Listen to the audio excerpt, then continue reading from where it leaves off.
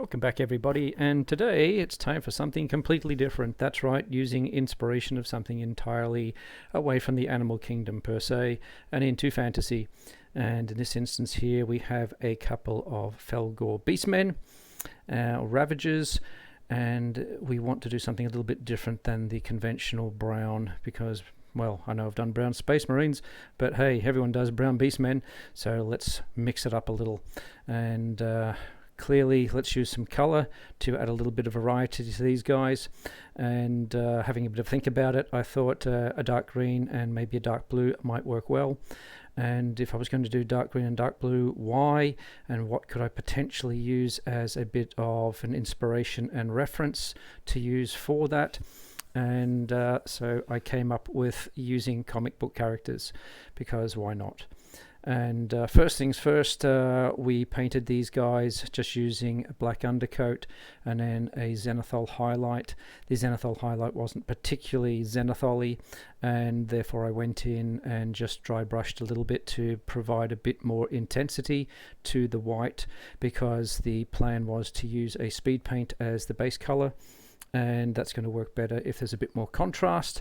But it still didn't provide enough contrast as it turned out. Now the first one I worked on was this one that we can see, Absolution Green, and we're working on the Joker because he tends to wear certain colors.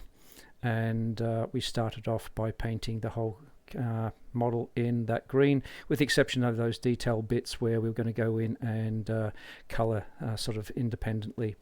And we wanted to make sure that it's going to look the part. And initially it was a case of, okay, put the green on, that should be fine, embellish some of the details around the model just to get a bit of an idea of color balance and see what it looks like. And having a look at the reference material, we can see that the Joker actually has yellow and black hair, and therefore we're going to need to color up the beard at least, rather than the whole body, because we want a little bit of variety across the model. And therefore go in and just do some point highlighting on the high areas of the beard using yellows to increase the color intensity there, to try and get that visual appearance of the hair. But unfortunately it sort of fell short a little with regards to the pop that we wanted, and the green wasn't a particularly dark green, even though it is one of the darkest speed paint greens that you can get.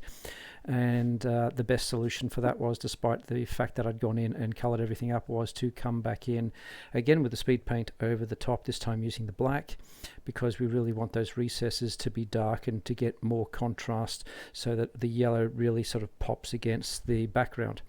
And it's all very well, we need the practice anyway, so do it a few times till you get it right.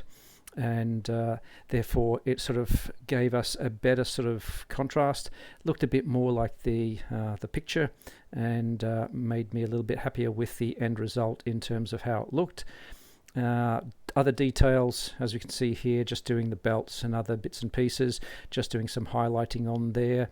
But you can see that even when you've done that, it looks particularly flat because there is no dark. So you've got to go in and you're either going to pin wash to try and emphasize everything, or do the lazy way and come in with a shade and just put it over everything. And that's exactly what we did here, just with some Agrax Earth Shade, just to darken everything down and put it on a similar sort of color tone as the rest of the model, so it doesn't look so stark. And that certainly improved the overall appearance, dulled it down and made it look a little bit more natural. Working with the horns, I thought I'd actually go with natural on the color there and use pallid bone as a speed paint, but again, let's make it look a little bit more visually interesting, and put on a little bit of blood red over the bone there to make it look like he's run someone through. And lucky last is, how do we make him look like the Joker? Well, clearly he's quite significant in terms of his face. He looks like he's got a kabuki mask on, and so leaving the face stark white, go in with some red coloration here, and using Slaughter Red to put on his exceptional lipstick, and then give him the raccoon eyes using again black speed paint, just to make that mask appearance.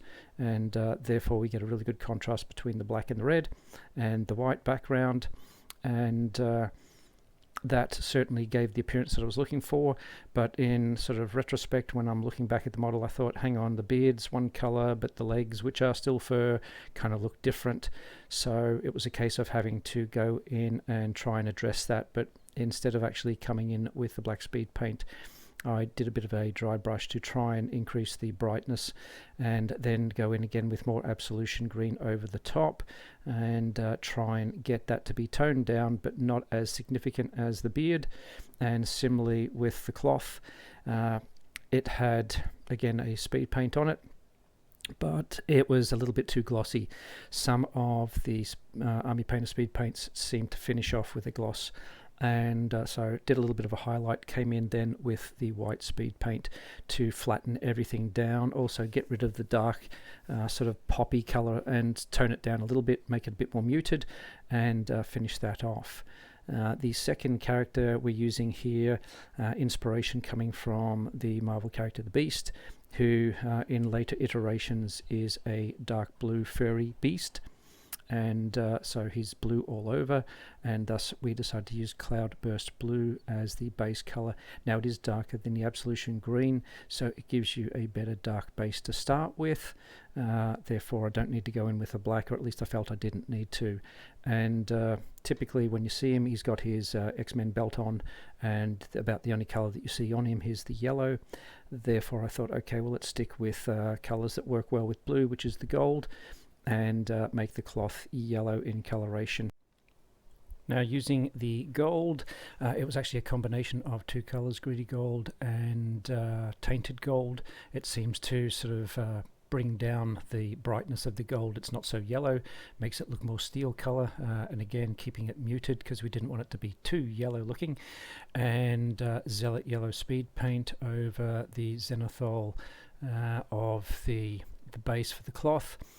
And that at the end of the day sort of looked okay but not good enough, and we eventually decided to go back and do a little bit of updating on that. Similarly with the fur, obviously we learnt our lesson the first time around, so we've gone in, and this time we're actually introducing layers and layering up some brightness progressively rather than actually just relying entirely on the speed paint. So using a bit of Incubi darkness and then Mechanicus standard grey to bring up some of the grey coloration, and then finally coming in with some Administratum grey to lighten everything up, because what we're trying to do is get that sort of tonal balance right, and that starts giving us the colour. And before we decided to put the colour on for the beard and everything, because we did then coat that, we've gone in with a black speed paint just on his head because we want to mute that down rather than keep it white in this instance. And now we're introducing a bluer blue, which is High Lord Blue, and High Lord Blue is sort of a bit more of a vibrant color, and being translucent as it is, you can get to see the sort of the highlights that we put on the fur, and it sort of, because it sort of partially mixes with the other being a speed paint 1.0 that is sort of reactivated to some extent, you get a nice progression, and it blends in quite well.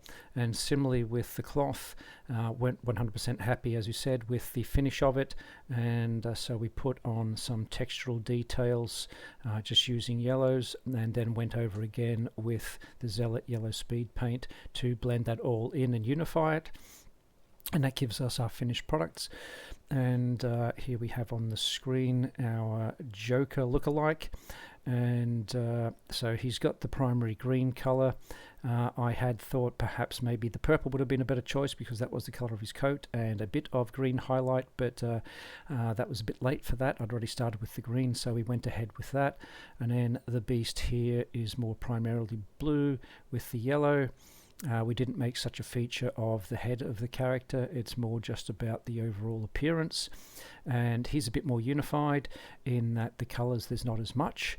It's really sort of dark tones and a pop of yellow and gold, and his face sort of disappears into that because in the comics, well, the beast really, it's hard to differentiate where his head is actually, but we thought we'd leave it a little bit black just so it was slightly different.